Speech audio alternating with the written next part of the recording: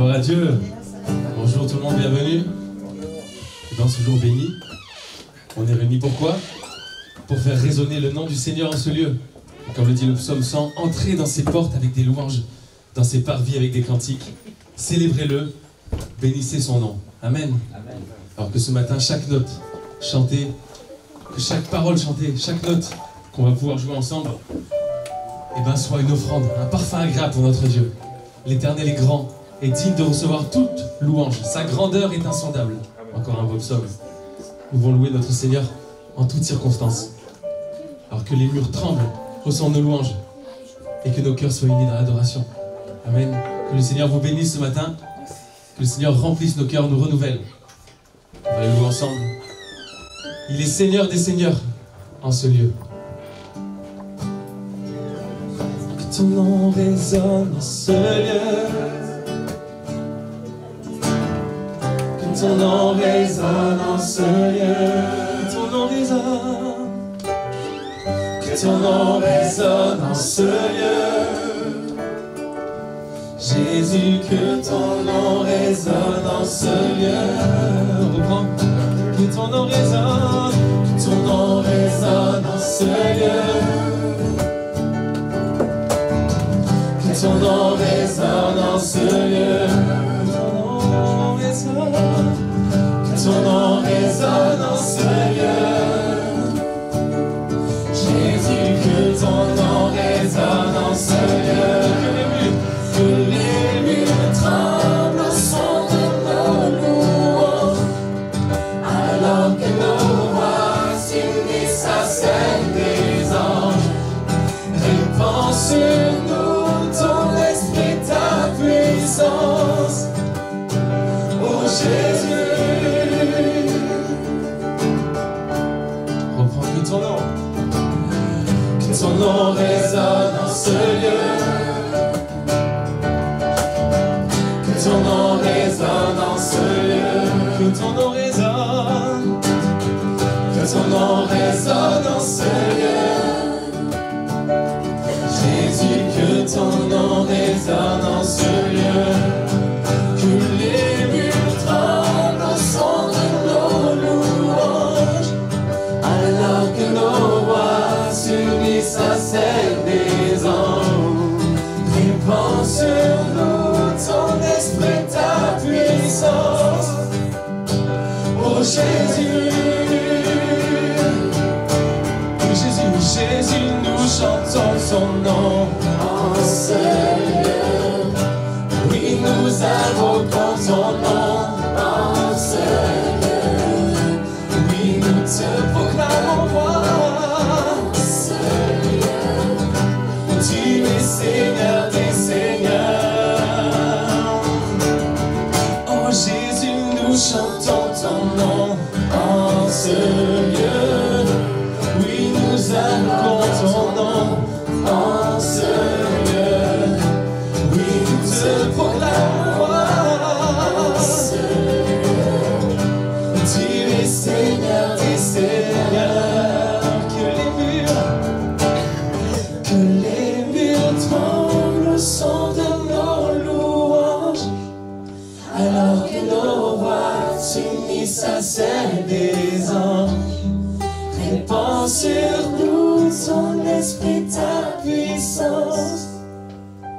Oh Jésus, que ton nom résonne. Que ton nom résonne en ce lieu. Que ton nom résonne en ce lieu. Que ton nom résonne. Que ton nom résonne en ce lieu. Jésus, que ton nom résonne en ce lieu. De tout mon être, alors s'élève un chant. Dieu tout-puissant, que tu es grand. De tout mon être, de tout mon être, alors s'élève un chant.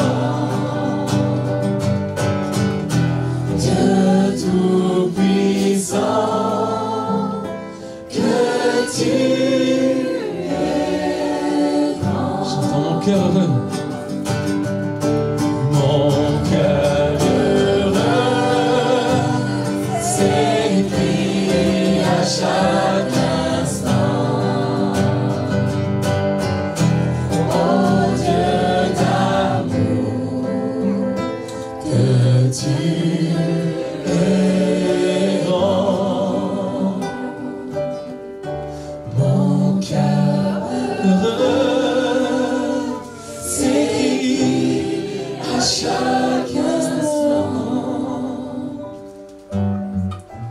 Oh Dieu d'amour, que tu es grand. Seigneur, viens ranimer le feu que tu as mis en moi. Toi seul peux m'éclairer. Viens, Seigneur, m'ouvrir les yeux. Seigneur, viens ranimer le feu que tu as mis en moi. Toi seul peux m'éclairer. viens, Seigneur, m'ouvrir les yeux. Manifeste ta présence et convainc-moi de ta puissance. Convainc-moi de ta sainteté, surprends-moi par ta beauté. Manifeste Ta présence, convainc-moi de ta puissance. Convainc-moi de ta sainteté.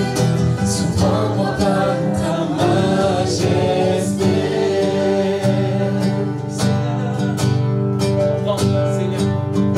Seigneur, viens ranimer le feu que tu as mis en moi. Toi seul peux m'éclairer. Viens, Seigneur, m'ouvrir les yeux. Manifeste ta présence et convainc-moi de ta puissance. Convainc-moi de ta sainteté, surprends-moi par ta beauté. Manifeste ta présence et convainc-moi de ta puissance. Convainc-moi de ta sainteté, surprends-moi par ta majesté. Manifeste ta présence et convainc-moi de ta puissance. Convainc-moi de ta sainteté, surprends-moi par ta beauté. Manifeste Ta présence, manifeste convainc-moi de ta puissance. Convainc-moi de ta sainteté. Surprends-moi par ta majesté. Merci Seigneur Jésus. Merci pour ta présence dans ce lieu déjà et merci pour ta présence chaque jour Seigneur. Tu es toujours là pour nous. Tu nous gardes dans tes bras d'amour Seigneur. Nous avons besoin de toi. Tu es précieux, tu es si précieux Jésus. Et comme le dit ce chant, on ne veut pas être ailleurs. On continue de le louer. Je vais chanter un chant d'amour. Oh, alléluia. Oh, gloire à toi, Seigneur Jésus. Je veux chanter un chant d'amour pour mon sauveur, pour toi Jésus. Merci, merci pour ce que tu as fait. Tu es si précieux, Jésus mon sauveur. Je suis heureux, Je suis heureux, tu m'as donné ton nom. Je ne veux pas être ailleurs. Je suis heureux, tu m'as donné ton nom. Je ne veux pas être ailleurs. Je veux chanter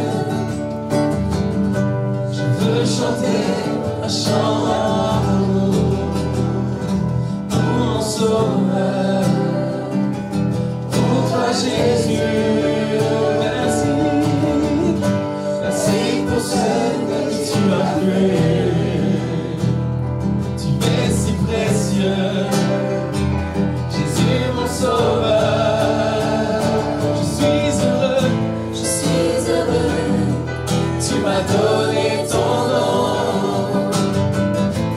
Je ne veux pas être ailleurs. Je suis heureux, tu m'as donné ton nom. je ne veux pas être ailleurs que dans tes bras d'amour, dans tes bras d'amour, dans tes bras d'amour, dans tes bras d'amour, tout près de toi, contre ton cœur, tout près de toi, Tout près de toi, contre ton cœur, dans tes bras d'amour. Oh, je veux chanter un chant d'amour. Je veux chanter un chant d'amour pour mon sauveur, pour toi Jésus. Merci pour ce que tu as fait. Tu es si précieux, Jésus mon sauveur. Je suis heureux, je suis heureux. Tu m'as donné ton nom. Je ne veux pas être ailleurs. je suis heureux. Tu m'as donné ton nom. Je ne veux pas être ailleurs. Oh, ce nom est si merveilleux. Oh, ce nom est si merveilleux.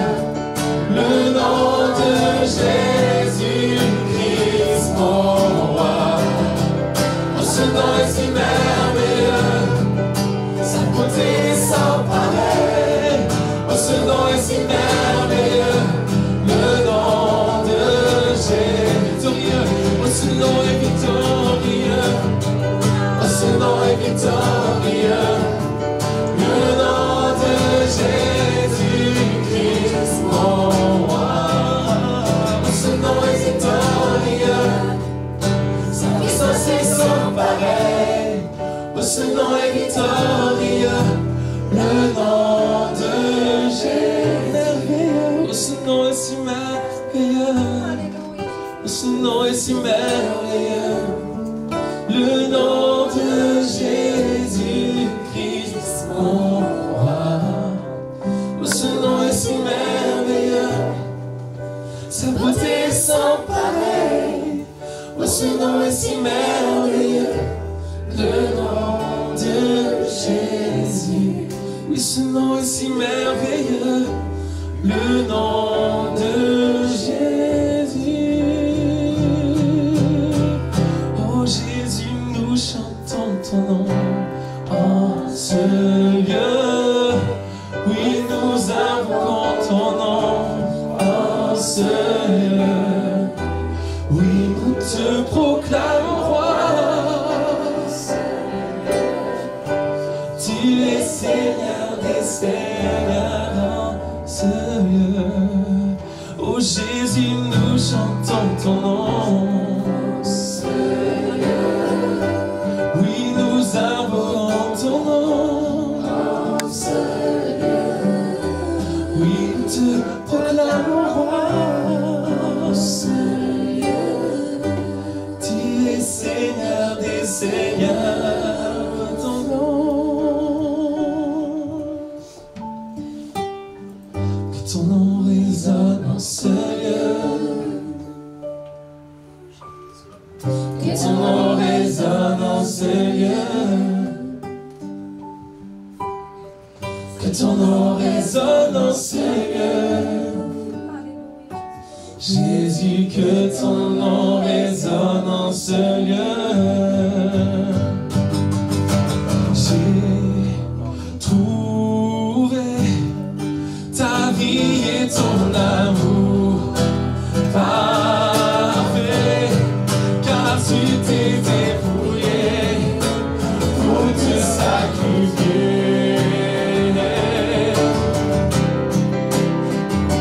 Chantons ma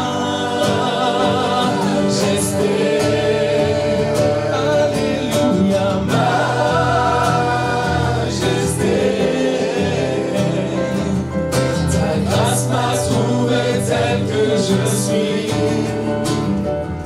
Sans valeur, mais pour toi, perle de prix. Oh, oh, oh, chantons majesté. Alléluia, majesté. Par son amour, je suis transformé. À genoux devant ta majesté. Nous chantons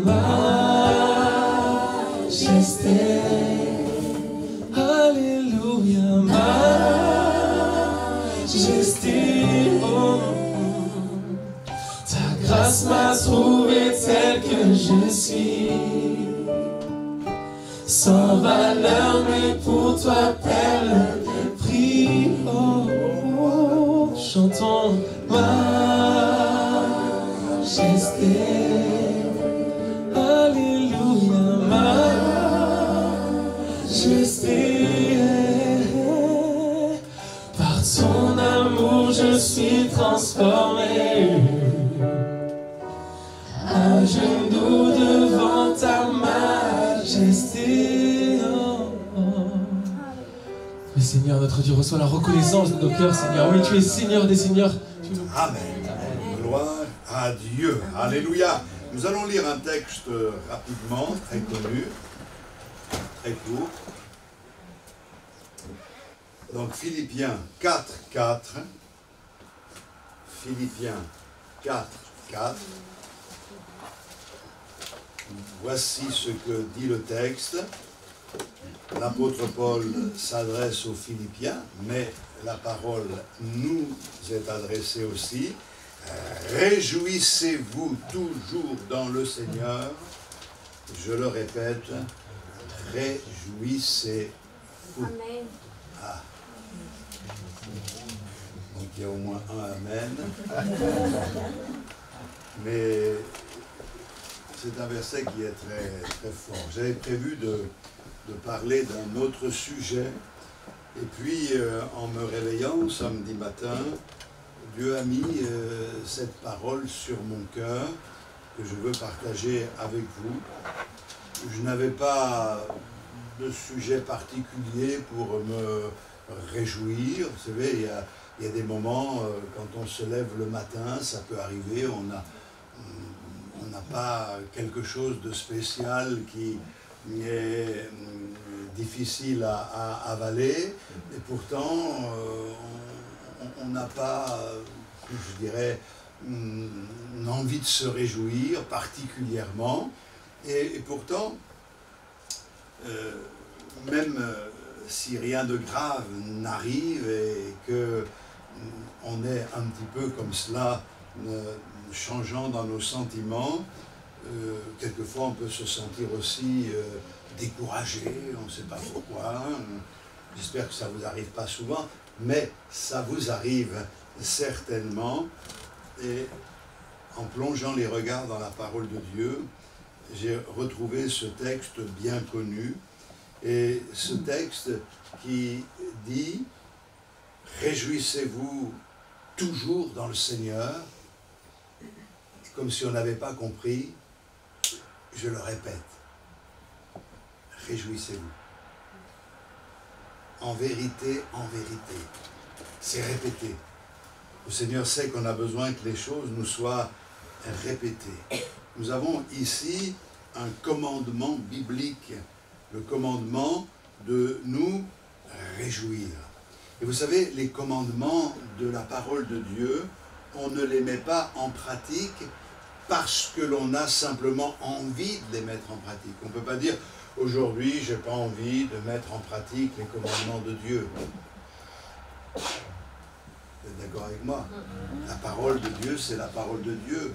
Ça n'a rien à voir avec ce que l'on peut ressentir ou pas. Et donc, si les autres commandements, nous les mettons en pratique parce que nous savons qu'ils sont importants, ce commandement à nous réjouir doit être aussi mis en pratique, quelles que soient les circonstances que nous traversons. Et ça, c'est très important. pour notre marche avec le Seigneur. Et le Seigneur nous le dit de cette manière-là, parce qu'il sait très bien que notre vie ici-bas ne sera pas toujours facile, toujours simple. J'ai l'impression que plus le temps passe et plus ça devient compliqué.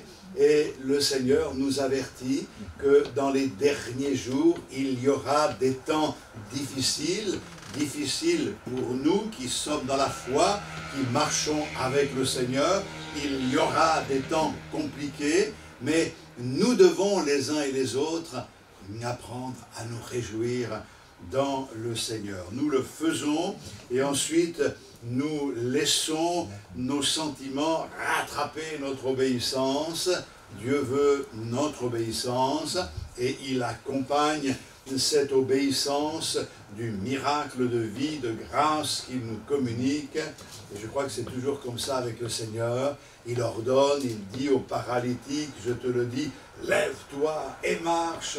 Et le paralytique, il n'a pas la force de se lever, mais il croit dans cette parole, et il y va, et voilà qu'il se tient debout sur ses jambes. Il commence à voir que ses jambes ont été affermies, et il se réjouit, parce qu'en demandant quelque chose, le Seigneur donne la force d'accomplir cette chose, de vivre cette réalité. Quand on lit dans l'évangile de Jean au chapitre 15, on voit que le Seigneur enseigne les disciples sur l'importance de demeurer attachés au cep.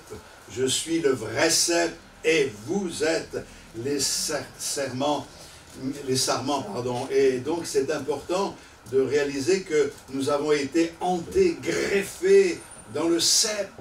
Et la vie du cep passe en nous pour que nous portions du fruit à la gloire de notre Seigneur. Et le Seigneur dit, restez en contact avec le cep, restez attachés au cep. C'est ainsi que vous porterez du fruit, beaucoup de fruits, encore plus de fruits, et du fruit qui demeure. Et au verset 11 du chapitre 15 de l'évangile de Jean, le Seigneur dit ceci, « Je vous ai dit ces choses, afin que ma joie soit en vous, et que votre joie soit parfaite. » C'est extraordinaire, une joie complète que le Seigneur veut que nous vivions, et qui est en rapport avec notre attachement au Seigneur, notre communion au Seigneur. Et c'est très important de le souligner, la joie que Jésus donne est une joie extraordinaire. Il veut que ses enfants soient dans la joie. Et quand le Seigneur parle de sa joie, c'est un peu avant d'aller à la croix du Calvaire. Et comment peut-on être dans la joie en sachant que bientôt on va être sacrifié, on va être rejeté, on va être malmené? Eh bien, il nous explique que cette joie-là, ce n'est pas la joie que le monde donne. Vous savez, la joie que le monde donne consiste à obtenir ce que l'on veut. Quand on obtient ce que l'on a désiré, alors on a une certaine joie, une certaine satisfaction. C'est une forme d'enthousiasme qui est liée à nos expériences. Et quand on n'a pas ce que l'on a envie, alors il y a une frustration. Et le Seigneur nous montre qu'avec nous, qui marchons dans la foi, les choses doivent être différentes. Quelquefois, le Seigneur nous donne. Quelquefois, il retient ses bénédictions. Non pas qu'il ne veut pas nous donner, mais il a une façon de nous former, de nous façonner qui est la sienne, mais qui marche. C'est vérifié. Mais le Seigneur dit, quoi qu'il en soit, réjouis-toi. Pourquoi? Parce que notre joie n'est pas une joie qui est liée aux circonstances, mais c'est une joie qui vient directement du ciel et qui est la joie du salut dans nos cœurs. Merci Seigneur pour cela. Il y a une citation qui m'a fait du bien cette semaine, je la partage avec vous. Cette citation dit ceci, « Les bateaux ne coulent pas à cause de l'eau qui les entoure. Les bateaux coulent à cause de l'eau qui s'y infiltre. Parce que, on pourrait dire, si on ne veut pas que les bateaux coulent, on n'a qu'à les sortir de l'eau. À quoi servirait un bateau s'il n'est pas dans l'eau? Il est fait pour aller dans l'eau. L'élément est là pour le porter. C'est comme ça qu'il peut avancer. Et de la même manière, le Seigneur veut que nous comprenions qu'il y a un élément autour de nous qui nous permet quand même d'avancer, parce que Dieu nous porte. La Bible nous dit que Jésus a marché sur la mer, et nous pouvons aussi remporter cette victoire, mais nous ne devons pas laisser les gens, nous ne devons pas laisser les problèmes, les circonstances qui se passent autour de nous entrer en nous et nous entraîner vers le fond pour nous faire sombrer. C'est-à-dire que nous pouvons vivre dans des circonstances qui sont compliquées, difficiles, et pourtant nous appuyons sur notre Seigneur. Ce ne sont pas ces choses-là qui nous tiennent, puisqu'elles auraient tendance à nous envoyer vers le fond. Et comme un bateau, eh bien cet élément de l'extérieur cherche à s'infiltrer. Non, tu n'entreras pas. Alors c'est vrai que quand on fait du bateau, il y a toujours de l'eau qui vient sur nous, mais ça rafraîchit les idées, mais ça n'a rien à voir avec cette eau qui nous envoie vers le fond. Alors, oui, le Seigneur est avec nous en toutes circonstances. Merci Seigneur pour tout ce que tu nous donnes. Merci Seigneur pour les joies que tu nous accordes. Merci pour tout ce que nous pouvons trouver dans notre relation avec toi. Et que nous soyons dans l'abondance ou que nous soyons dans la disette, que les choses aillent bien ou que les choses aillent mal, je me réjouis en l'Éternel. Moi, en pensant à ce culte ce matin, j'étais dans la joie à cause de ce moment. Pourtant, nous n'avons pas, je dirais, les circonstances favorables, faciles, mais je savais que dans la communion fraternelle, nous serions au bénéfice de la grâce de Dieu. Alléluia. La Bible dit, Philippiens 4,4, réjouissez-vous toujours dans le Seigneur. Et c'est important de souligner que c'est dans notre relation avec le Seigneur que l'on peut se réjouir. Réjouissez-vous dans le Seigneur. Il n'est pas dit réjouissez-vous dans votre relation avec le monde. Il est dit réjouissez-vous dans le Seigneur. En méditant les Écritures, vous avez toutes sortes d'exemples formidables, mais on peut être interpellé par l'expérience de Habakkuk. Habakkuk vivait dans une période qui était très difficile, puisque le peuple d'Israël s'était détourné de l'Éternel, et à cause de l'infidélité d'Israël et du fait qu'ils ont tourné le dos à Dieu, Dieu a permis aux Babyloniens de les attaquer, de les piller. C'était une circonstance très très très compliquée. Et Habakkuk, on le sent déconcerté, parce que le peuple de Dieu, ce peuple élu, est maintenant vaincu par une nation impie, une nation méchante, et là, ça lui pose certainement un grand problème, et Dieu va enseigner Habakkuk et lui faire comprendre qu'il faut que Habakkuk fasse confiance à Dieu, quelles que soient les circonstances. Et Habakkuk va le comprendre, puisqu'il déclare au chapitre 2 de son livre, on le voit à la dernière partie simplement, mais le juste vivra par la foi. Ça va pas, je comprends pas tout, mais le juste vivra par la foi. Et il y a quelque chose de beaucoup plus marquant dans ce livre d'Habakkuk, c'est ce que nous trouvons au chapitre 3, le verset 17, parce que Ça doit nous parler ce matin.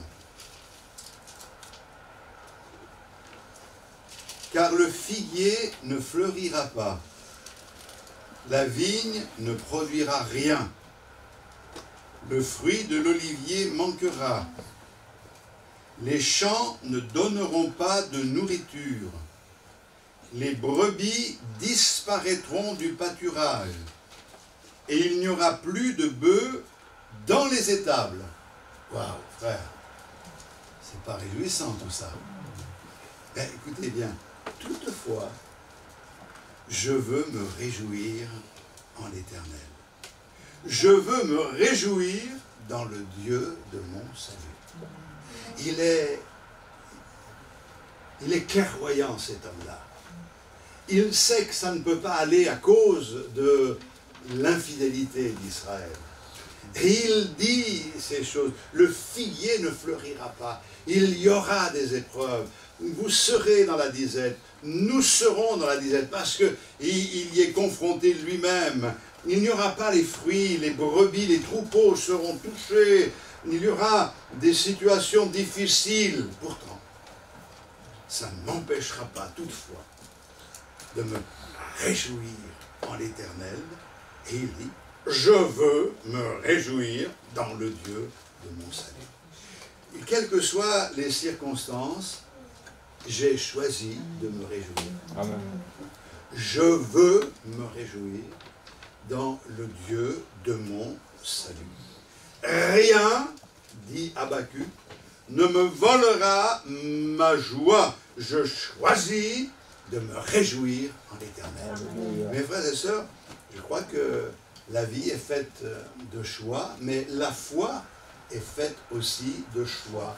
Nous avons choisi de suivre Jésus. Alléluia. Nous avons choisi de marcher dans ses voies, convaincus de péché. Nous nous sommes repentis, nous avons dit oui au Seigneur, nous nous sommes engagés avec lui. Et c'est formidable parce qu'on s'est engagé avec lui avant de passer par les eaux du baptême. Parce que quand on passe dans les eaux du baptême, c'est qu'on est déjà engagé. Et on s'est donné au Seigneur. Et tout au long de notre vie chrétienne, il y a des choix à faire. Et ces choix, nous devons les faire chaque jour. Je choisis de suivre Jésus. Chaque jour, je choisis de me réjouir. Quelquefois, les voleurs de joie sont là à la porte. Et ils sont nombreux. Mais Seigneur, donne-moi la force de ne pas me laisser impressionner par ces voleurs-là. Je veux m'attendre à toi et je veux me confier en toi. Alléluia. Alors, il y a dans la Bible différentes raisons de se réjouir. On ne va pas toutes les énumérer parce que le nombre en est grand, mais il y a des raisons de se réjouir importantes. Et l'une des plus importantes, je voudrais la lire avec vous dans l'évangile de Luc, au chapitre 19. Luc 10, chapitre 10, verset 19. Et le Seigneur va envoyer 70 de ses disciples, 2 par 2, et le Seigneur leur donne l'autorité, et ils vont, et la Bible dit qu'ils reviennent, et ils font un compte-rendu, les démons même sont soumis, il y a des guérisons, il y a des choses extraordinaires, et Jésus leur dit, je voyais Satan tomber du ciel comme un éclair, et au verset 19, voici, je vous ai donné le pouvoir de marcher sur les serpents et les scorpions et sur toute la puissance de l'ennemi, et rien ne pourra vous nuire. Donc il y a là une confirmation. Voyez Satan qui tombait là, c'était extraordinaire. Ma vision, dit le Seigneur. Et je vous ai donné cette autorité, je vous ai donné cette puissance, rien ne peut vous nuire. Cependant,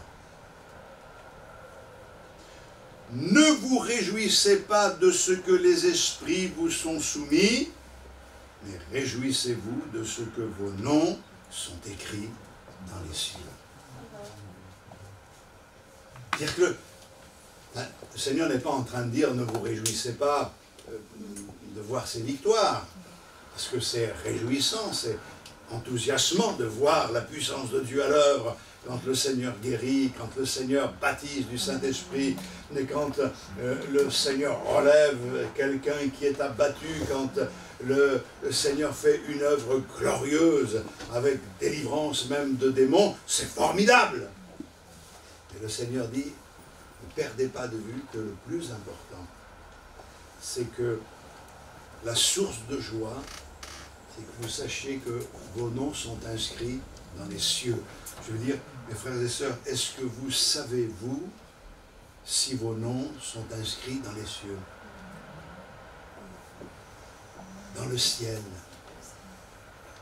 Imaginez, dans les archives célestes, vos noms sont inscrits.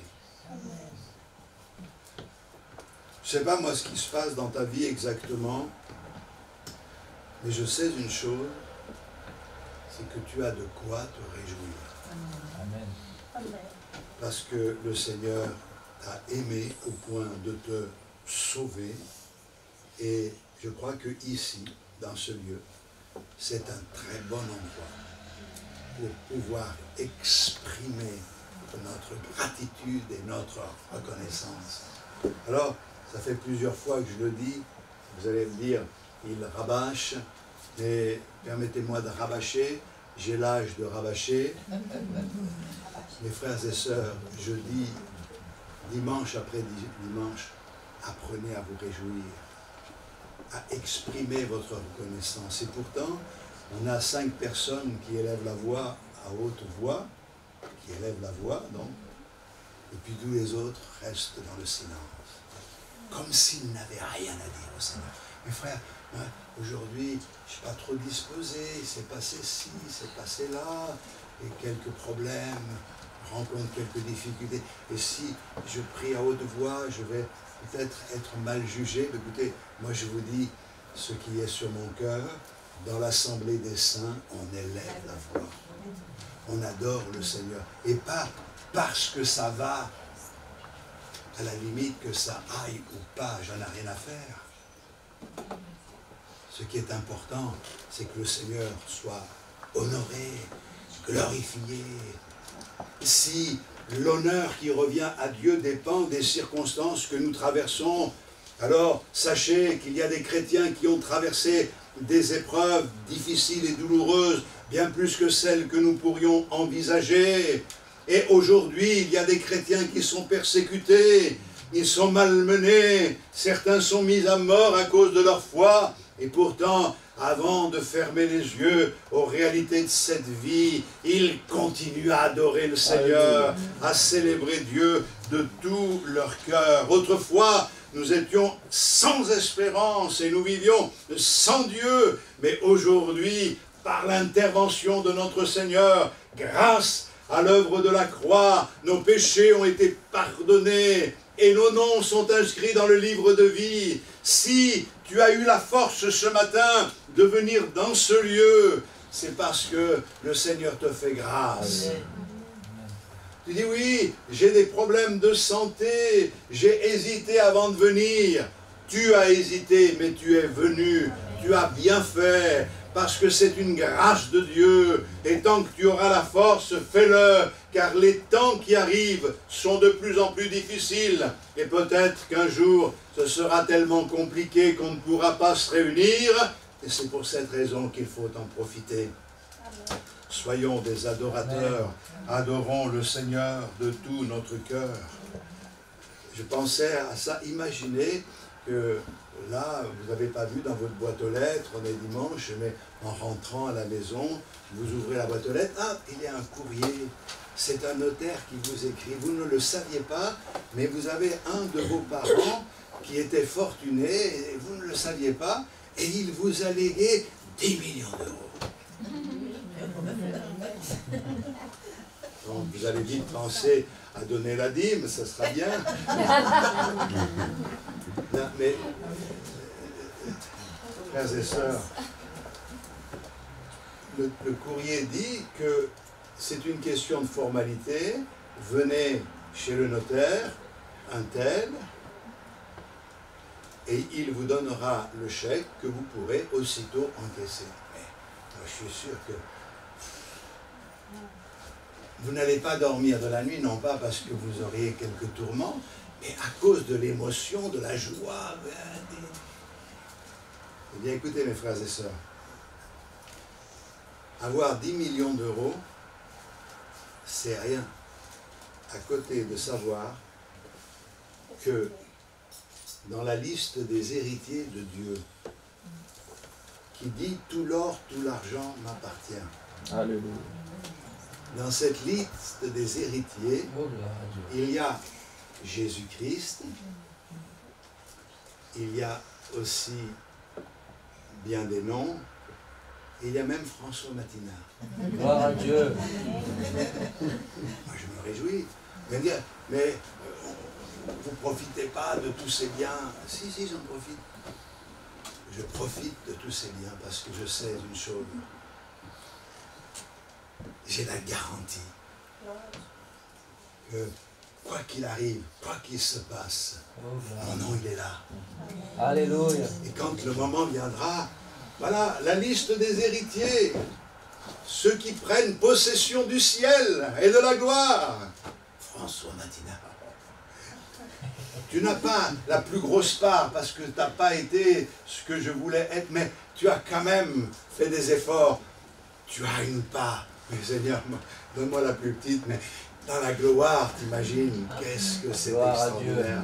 Qu'est-ce qu'ils vont faire, ceux qui ont 10 millions d'euros? Ça, on voit certains qui nous sont présentés, ils ont des fortunes, 195 milliards, mais c'est impossible même à imaginer. Mais franchement, est-ce qu'ils vont manger 25 fois plus d'hamburgers ou je ne sais pas, à quoi ça leur sert? Ça sert à rien. Il y en a qui ont de l'argent, ils pourraient vivre 50 000 vies ici-bas et ils en auraient encore. À quoi ça leur sert?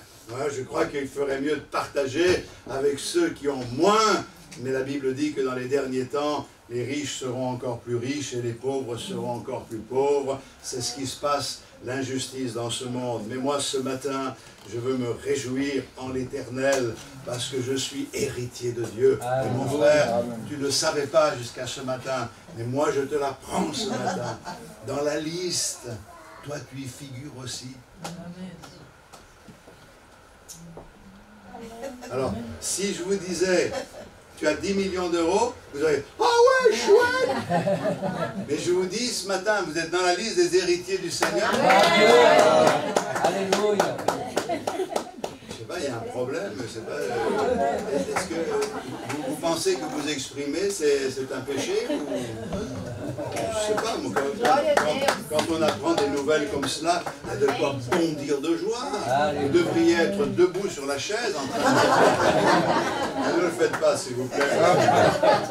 Nous n'avons pas d'assurance pour vous. Hein. Nous avons aussi un autre sujet de nous réjouir. Réjouissez-vous, frères et sœurs, car Dieu pourvoit à tous vos besoins. Amen. Quand le Seigneur enseigne la prière, le Notre Père, il dit, dites, donne-nous aujourd'hui le pain quotidien. C'est-à-dire que quotidiennement, le Seigneur pourvoit à nos besoins. Quand on lit certains psaumes, par exemple le psaume 103, mon âme bénit l'Éternel. Que tout ce qui est en moi bénisse son saint nom. Mon âme bénit l'Éternel et n'oublie aucun de ses bienfaits.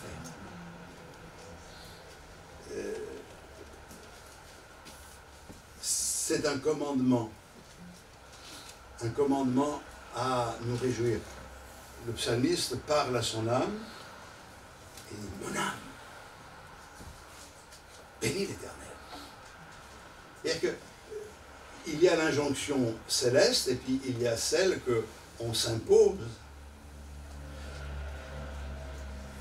Le psalmiste met le doigt sur un des problèmes qui est récurrent, c'est celui que nous avons tendance à oublier.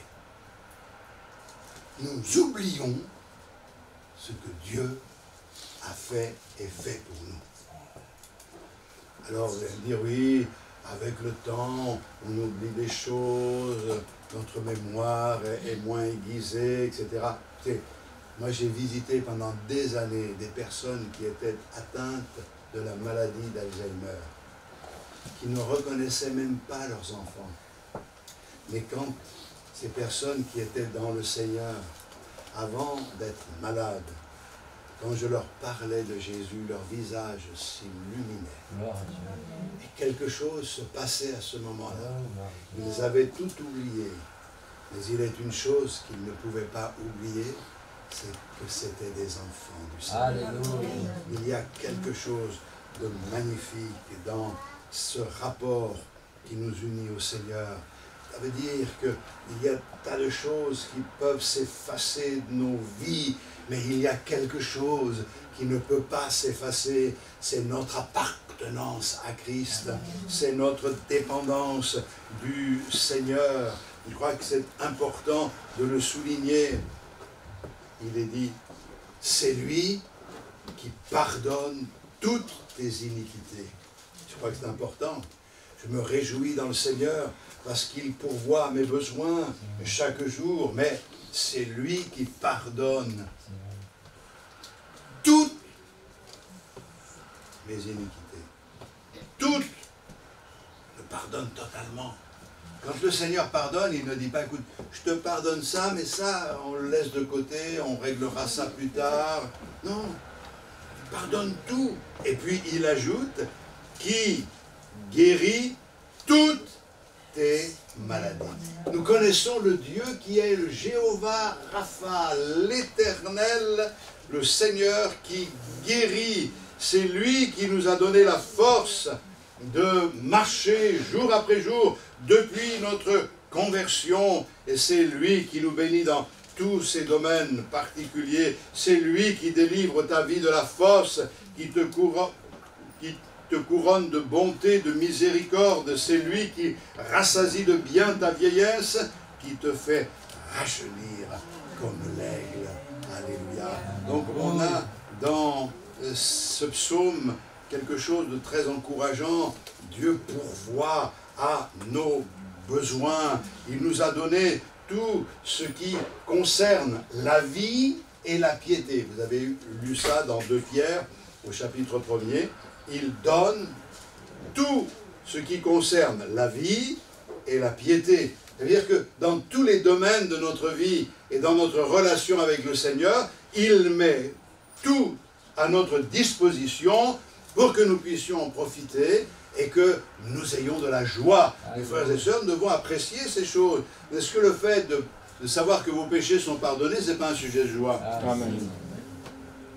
Le jour où j'ai réalisé, et c'était le jour de ma conversion, alors que je me sentais tellement loin du Seigneur, que j'ai réalisé qu'il venait de me pardonner, que j'avais plus d'ardoise, j'avais plus de dettes, que le Seigneur m'acceptait dans sa présence, jour où j'ai réalisé la présence de Dieu parce que je suis entré dans cette présence à cause de ce miracle qui venait de se produire.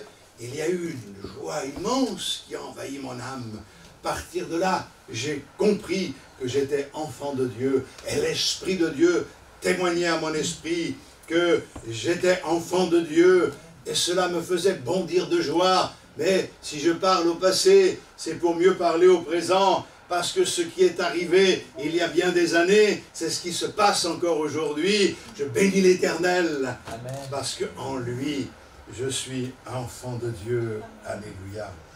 Et dans la Bible, il y a vraiment toutes sortes d'exemples, comme Dieu qui pourvoit à son peuple des milliers de personnes qui se déplacent dans le désert, chaque jour, ils avaient leur ration de manne. Et quand ils ont murmuré, ils ont même eu des cailles. C'est extraordinaire. Quand on voit l'histoire d'Élie, quand la famine sévissait, que la sécheresse était là, eh bien Dieu envoie des corbeaux pour nourrir Élie. C'est extraordinaire, ces textes de l'Écriture. Et on comprend que lorsque le torrent est tari, Dieu a donné l'ordre à une veuve de le nourrir, et il y va par la foi. Dieu assure, couvre nos arrières. Et mes frères et sœurs, ne vous inquiétez pas, avancez avec le Seigneur. Dieu couvrira toujours vos arrières. Il a tout prévu à l'avance. Je crois que le contraire de la reconnaissance est illustré par les murmures et les plaintes que le peuple d'Israël a fait monter vers Dieu dans le désert. Quand on lit dans le psaume 106, on nous raconte ici comment Dieu a séparé la mer Rouge et a délivré le peuple des ennemis. Et ils se sont réjouis juste après que cela est arrivé. Ils crurent à ces paroles, 106 verset 12, ils chantèrent ses louanges. Mais, donc, pour bien reprendre le contexte, ils traversent la mer Rouge, ils voient le miracle de Dieu, ils crurent dans les paroles du Seigneur, ils ont dit, tout ce que tu nous dis est vrai, ils chantent ses louanges. Et puis le verset 13, mais ils oublièrent bientôt ses heures, ils n'attendirent pas l'exécution de ses desseins, ils furent saisis de convoitise dans les déserts, et ils tentèrent Dieu dans la solitude. Il leur accorda ce qu'ils demandaient, puis il envoya le dépérissement dans leur corps. Un texte qui est très très fort. On voit ce qui se passe, où justement la parole de Dieu nous montre que ce peuple a obtenu la bénédiction de Dieu, a loué le Seigneur, et puis le temps passe, et comme pour tout aujourd'hui, on oublie vite ce qui s'est passé. Ils ont oublié que Dieu les avait bénis, ils sont dans une situation justement où ils s'installent dans une forme d'ingratitude. Tu nous as donné ça, mais ça, on voudrait plus, on voudrait, je ne sais pas, ce qui se passe dans leur cœur. Ils savent qu'il y a des promesses de Dieu, ils ont cru dans les paroles du Seigneur, mais la Bible dit, ils n'attendirent pas l'exécution de ses desseins. C'est-à-dire qu'ils croyaient que Dieu disait la vérité, mais ils étaient impatients au point de ne pas attendre. Et vous savez, quand on ne veut pas attendre, on prend des raccourcis, et quand on veut prendre des raccourcis, c'est là que l'on se retrouve en danger. Parce qu'au lieu d'accélérer le processus, nous ralentissons le processus divin. Et ce qui se passe ici, c'est qu'ils ont demandé à Dieu, et la Bible nous dit que Dieu leur a accordé ce qu'ils demandaient. Parce que Dieu est un Dieu bon, mais il envoya en même temps le dépérissement de leur corps ou de leur âme en fonction de leur souffle de vie, en fonction des traductions. Ça veut dire qu'ils ont obtenu, Dieu leur a donné, c'est bien pour eux, mais leur âme s'est desséchée.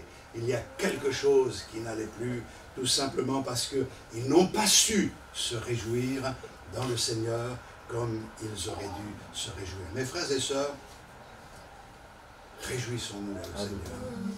Et ne devenons pas secs, ne dépérissons pas spirituellement, tout simplement parce que les choses ne vont pas comme on le souhaite, comme on le désire. L'important, c'est que le plan de Dieu se réalise dans nos vies. Et puis, je vais peut-être ajouter encore une pensée.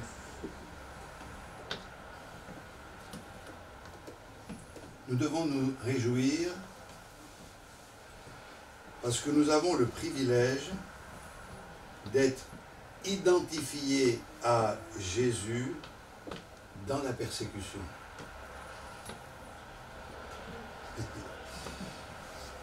Jésus a dit ceci, le serviteur n'est pas plus grand que son maître. Et il dira, s'ils me persécutent, ils vous persécuteront également.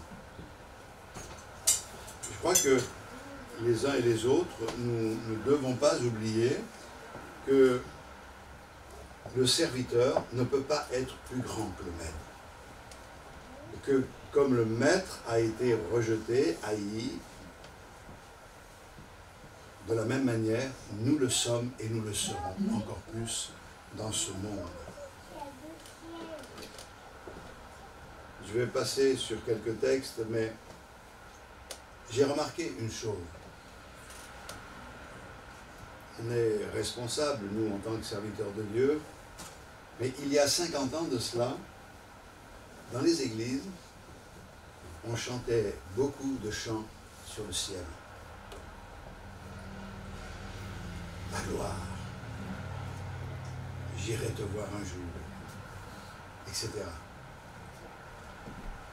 Et il y avait comme une forme de déséquilibre parce que c'était la gloire en négligeant le moment présent. C'est-à-dire que il y avait comme un rejet. Le moment présent, c'est pas important. D'ailleurs, on a vu des serviteurs de Dieu qui étaient engagés dans l'œuvre de Dieu. J'en ai connu, on était imbibés de ses pensées, qui pensaient que Jésus allait bientôt revenir. Et il y en a même qui ont commencé leur service avec Dieu, ils n'ont même pas cotisé à la retraite parce que Jésus allait revenir. Il ne fallait pas ceci, il ne fallait pas cela, parce que Jésus allait revenir. Le problème, c'est que quand ils ont été à la retraite, il a fallu trouver des moyens pour pouvoir les aider. Et déjà qu'avec une retraite, c'est compliqué, alors sans retraite, vous imaginez la situation. Et Dieu pourvoit, certes, mais il y avait un manque de sagesse, un déséquilibre, mais c'était une très bonne chose de penser au ciel. Le temps a passé et on a commencé à ridiculiser cette pensée, et même à la mépriser, et donc on a inversé le processus. Et on a montré et démontré que la vie ici-bas, en tant que chrétien, était importante, et c'est là que certains se sont engouffrés avec des doctrines qui ne sont pas des doctrines de la Bible pour montrer que la réussite sur la terre était une preuve de bénédiction, l'enrichissement sur la terre était une preuve de bénédiction et que s'il y avait des épreuves dans nos vies, c'est certainement que Dieu retenait sa bénédiction à cause de quelque chose qui n'allait pas dans nos vies. Et on est tombé dans des travers où, justement, la vie ici-bas avait tellement d'importance. Et surtout, je voudrais quand même dénoncer une certaine mentalité parmi ceux qui prennent la parole pour parler au peuple de Dieu, que finalement, ils ont cherché à avoir un bien-être ici-bas. Donnez-moi, parce que j'ai besoin de me sentir bien, donnez-moi, donnez-moi, donnez-moi. Alors, aujourd'hui, la vie sur terre a une grande importance au détriment de la gloire et de ce qui nous attend dans le ciel. Et ça, c'est un autre déséquilibre. On est passé d'un déséquilibre à un autre déséquilibre, et à force d'être déséquilibré, on finit par tomber. Hein. Ce qu'il faut, c'est que nous revenions à quelque chose de très simple, de très important, savoir que la vie ici-bas est importante, mais pas plus que ça. Notre patrie est dans le ciel. Nous devons garder les yeux fixés sur le Seigneur qui revient bientôt. La Bible nous montre que par la foi, ils ont marché, ils ont triomphé, certains ont obtenu, d'autres n'ont pas obtenu parce qu'ils espéraient quelque chose d'autre. Ils avaient en vue quelque chose d'autre, Mes frères et sœurs, la vie ici-bas n'est pas juste, elle ne sera pas juste, et nous connaîtrons des difficultés, des problèmes à cause de notre foi, mais réjouissons-nous comme les chrétiens de l'Église primitive qui se réjouissaient d'avoir été maltraités à cause du nom du Seigneur Jésus-Christ. Il faut que nous apprenions à vivre ici-bas en sachant que cette vie est importante et que nous avons besoin que Dieu nous bénisse, et arrêtons de dire je veux mourir, parce que mes frères et sœurs, ceux qui l'ont dit n'avaient pas forcément envie de mourir, et le problème c'est que c'est mépriser la vie que Dieu nous donne. Oui, j'attends le retour du Seigneur. Oh, viens vite Seigneur, ne laisse pas ce monde sombrer davantage. Viens nous chercher, mais sauve-en un grand nombre, mais cette vie qu'il te donne, respecte-la et mets-la au service du Maître pour pouvoir justement faire l'œuvre qu'il te confie. Nous devons regarder au ciel et croire de tout notre cœur dans les promesses que Dieu nous fait dans sa parole, apprendre à nous réjouir, quelles que soient les circonstances. Je sais que j'ai part aux souffrances de Christ, mais c'est un honneur de marcher dans la foi. Je n'ai pas honte de mon Seigneur, et je sais qu'une place m'est réservée dans la gloire, et je vis dans cette perspective au ciel et la maison du Père. Et dans la maison du Père, c'est là que je suis attendu, mais nous pourrons voir peut-être une prochaine fois, on verra. Et il y a d'autres sujets de se réjouir, et de se réjouir que même si ça va mal, même si les circonstances sont douloureuses, je dois quand même apprécier le fait qu'au travers de ces difficultés, le Seigneur me façonne. Amen. Il me transforme. Amen. Est-ce que ça ne vous fait pas du bien de penser ce matin que ce qui vous arrive de désagréable dans la vie a pour but de vous rendre meilleur, Alléluia. Et que c'est sous le contrôle du Seigneur? Alléluia. Si c'est ce que vous croyez, alors la bénédiction du Seigneur est sur vous ce matin. Alors, je ne cherche pas à faire appel à vos émotions en utilisant certains termes pour essayer de déclencher quelque chose. Je fais appel déjà à votre raison spirituelle. Et mes frères et sœurs, la Bible dit « Réjouissez-vous toujours dans le Seigneur ». Je le répète, réjouissez-vous. Alors, on va louer le Seigneur ensemble. On va lui dire au Seigneur qu'on l'aime. On va lui dire notre amour. Alléluia. Est-ce que vous êtes d'accord avec ça? Gloire à Dieu. Merci Seigneur. Je suis conscient que bien des frères et sœurs ici, Seigneur, que tu connais parfaitement, vivent des situations compliquées et difficiles. Mais tu nous aides à réaliser ce matin que, au-delà de ces circonstances douloureuses, mais provisoires, il y a ta victoire, ton triomphe, ta gloire, ton honneur. J'ai décidé d'être ton enfant, j'ai choisi de te suivre. Et en choisissant de te suivre, j'ai choisi d'être un adorateur. J'ai choisi de me présenter devant toi dans la louange.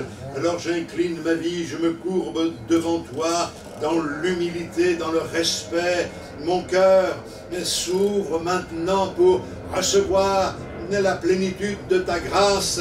Je peux te contempler dans toute ta beauté. Et je choisis de me réjouir. Seigneur, il n'y a pas d'hommes et de femmes plus heureux que nous sur la surface de la terre. Nos noms sont inscrits dans le livre de vie. Notre nom est inscrit dans les cieux. Alléluia.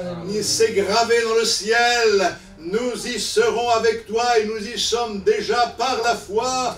Alors sois béni ce matin. Nous t'adorons de tout notre cœur à cause de Jésus et de l'œuvre accomplie à la croix. En Jésus notre Sauveur. Amen. Alléluia. Gloire à Dieu. De toi un royaume, des sacrificateurs. Il t'a fait asseoir sur le trône. Il a fait de toi un peuple de vainqueurs. Réjouis-toi, peuple du Seigneur, ton Dieu t'a visité, ton Dieu t'a visité. Réjouis-toi.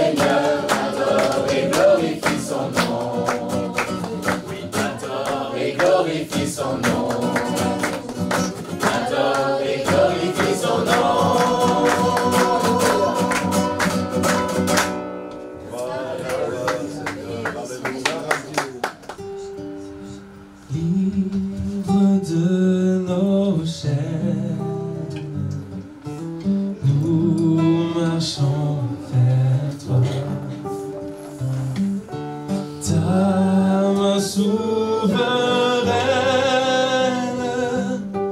affermis nos pas, armés de lumière, couronnés d'éclat. Soyons sur la terre, messagers de joie.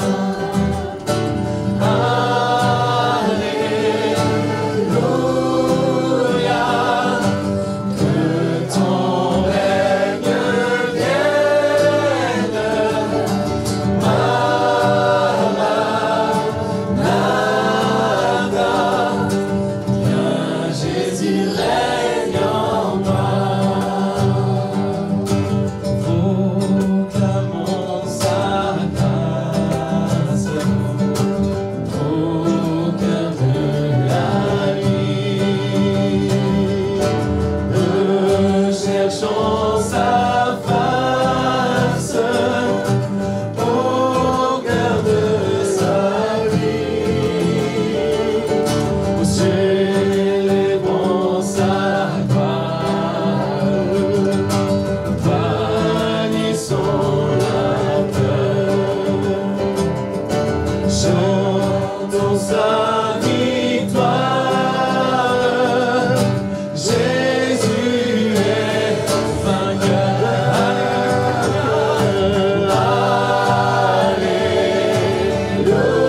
Alléluia, que ton règne vienne.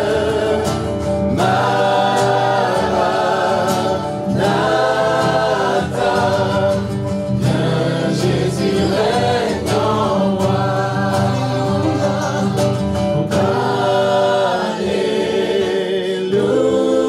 Alléluia, que ton règne vienne.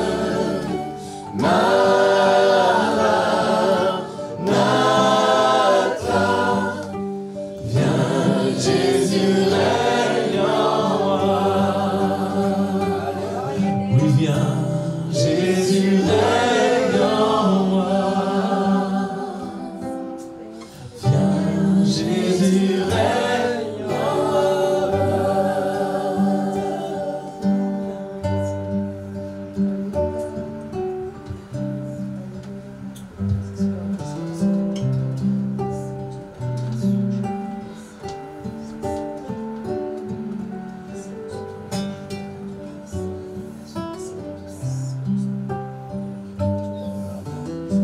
Gloire à toi, Seigneur.